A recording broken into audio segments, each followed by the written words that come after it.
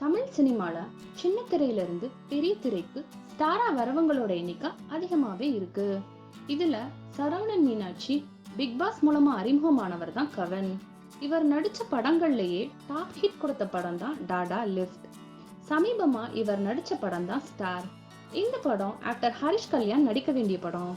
சில காரணங்களால இவர் இந்த படத்துல நடிச்சாரு. அதுக்காக அவர் கேட்ட சம்பளம் 2 கோடி ரூபாயாம். இதையடுத்து director Sundar C, top director வெற்றிமாறனோட உதவி இயக்குனர் இவங்க கிட்டலாம் இவர் அதிக சம்பளம் கேட்டதா சொல்றாங்க.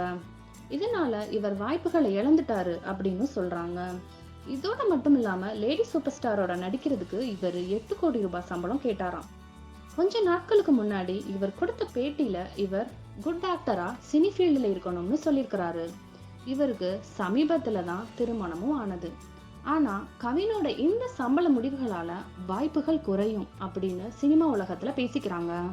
இதை பற்றிய உங்கள் கருத்துக்களை கமெண்ட்ல சொல்லுங்க.